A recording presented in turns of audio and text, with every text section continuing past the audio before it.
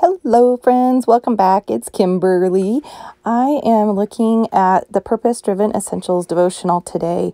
The page that talks about Jesus calling himself the way, the truth, and the life.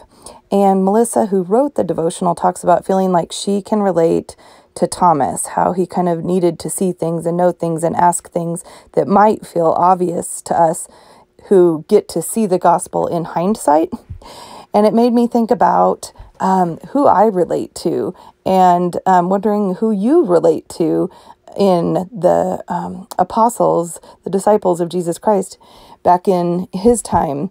And I always relate to Peter. And when I think of Peter, I think of the verses in Romans, even though it's not written about Peter, it's not written by Peter, but Romans 12, 1 and 2, that talks about renewing your mind. Now, I've already done some journaling on this page, so I decided to go ahead and just do a tip in and do it again. And that's why I'm like, all right, we're going to renew my mind again. Don't know if any of you ever feel that way, that you need to renew your mind again and again and again. But yes, here we are again. So in this devotional, she talks about feeling like she needs to always kind of see the proof and see what's going on, and how she can really relate to doubting Thomas. And I was just talking about relating to Peter because he's so impulsive and he gets so excited about things. And then at the same time, he can be so quick to panic.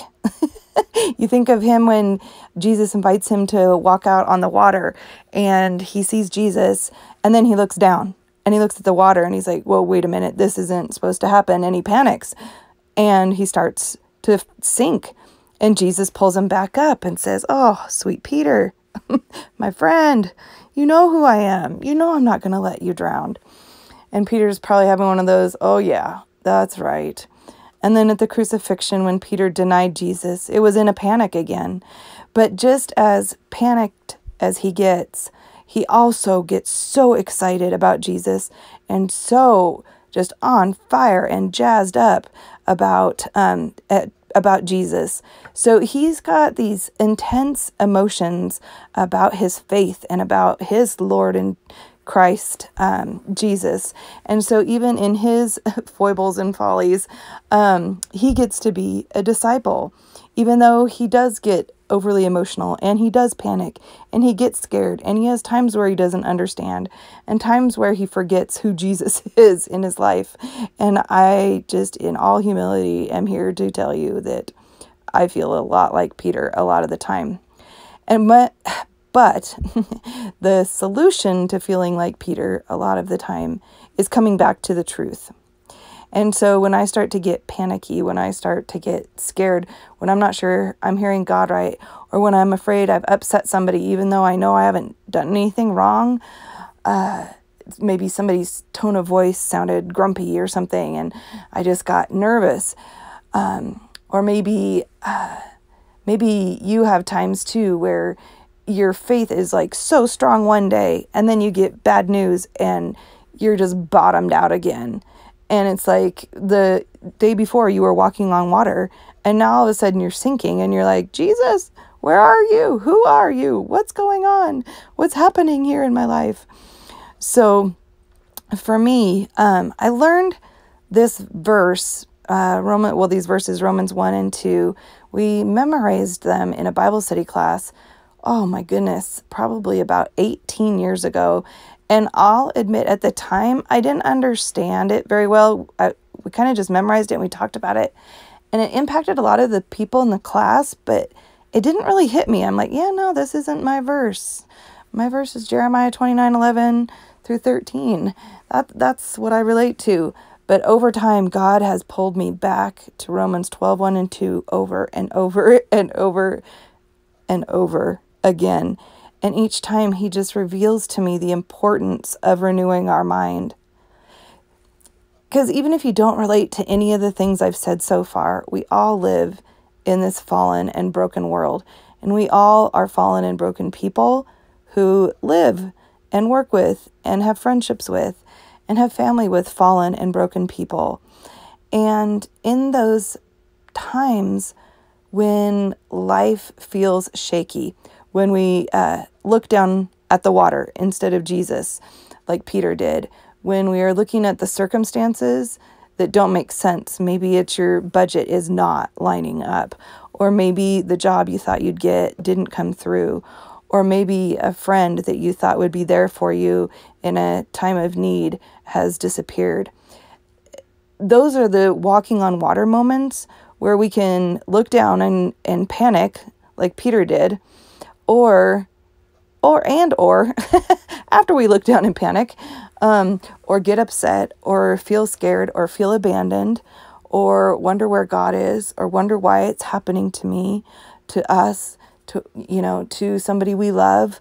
After we go through that, Jesus is right there, and he's saying, hey, my sweet daughter, remember me. You know who I am. Am I going to let you drown? Would I invite you to walk out on this water to let you die? No. That's not me. That's not my character.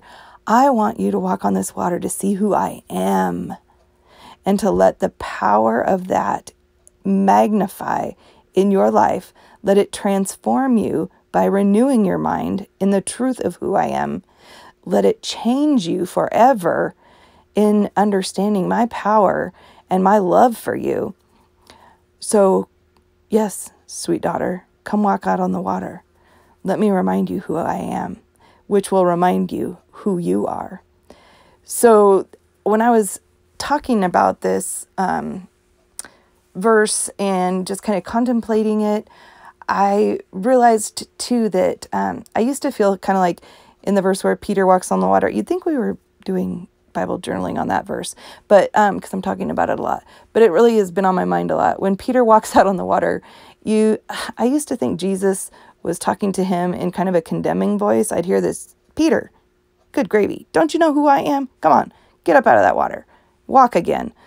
And my whole script on that got flipped when I saw a painting, and it went around Facebook last year, and it's of Jesus looking down into the water. You might have seen it. It's a very famous painting now. I've actually got it hanging in my living room, and it's Jesus looking down in the water, and he's smiling as he's reaching down. You don't see Peter, but what you feel like is that it's you in that water, and Jesus is smiling. That means he loves Peter. He knew Peter would panic. He knew Peter would get out there. That's probably precisely why he invited Peter to do it. Like, okay, this sweet guy, dude, he gets so excited, he will jump out of that boat. I know he will. And then I know he's going to panic.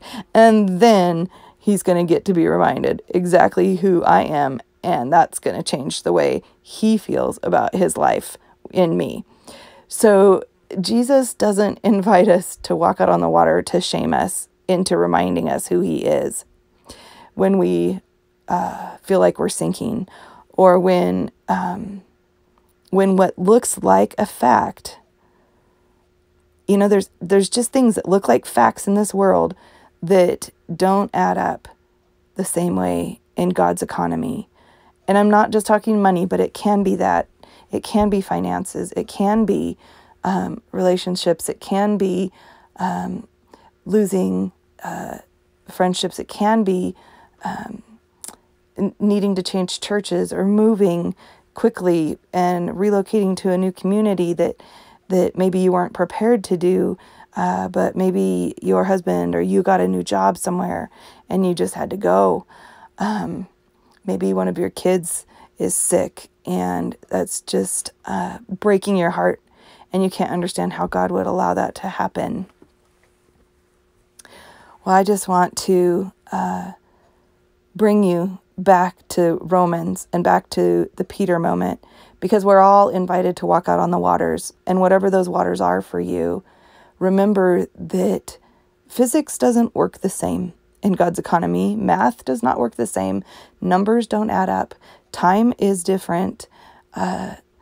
He works within the physical properties of the world that he set up, but goodness gracious, he can also bend those properties and make things happen that we can't in our own flesh, in our own will. So what I'm writing down here is that when I renew my mind, God gets to remind me of who he is, who I am, his truth. He clears any confusion. It grows my faith. He sets me on a good path. He equips me. And most of all, he loves me. So I love this little stamp because I'm a total girly girl. I love wearing dresses and things like that. So I put this girl here because I felt like in that moment when Peter was sinking, Jesus just knew his character so well and loved him anyway. And sometimes I feel like I'm kind of this ridiculous girly girl because I'd probably wear a pink tutu every day if people wouldn't think I'd absolutely lost my mind. But I'm just saying, I love all things girly. And for some reason, sometimes I was ashamed of that. Like, oh, it's too much, or stop with all the pink, or stop with all the girly stuff, or whatever. And it just kind of felt like something maybe I should be ashamed of, this characteristic in myself. And then it's like, no, Jesus reaches down and says, no, my messy princess, no, my sweet girl who wants to wear a pink tutu and wishes she could wear shoes that are in the toddler department because they're pink and sparkly, but she's outgrown those. Yeah. Jesus loves that girl. He loves me, even in all my weirdness, even in my quirks, even in my excited moments where I just jump in and dive into my faith, and in my moments of doubt and panic and fear. He loves me through it all. And my friends, I am here to tell you that he does the same for you. There's no difference between you and I when it comes to Jesus's love. And he is there to pull you out of the waters and to show you who he is so that you know who you are. Thanks for hanging out with me today, you guys. We'll be back again soon. Bye.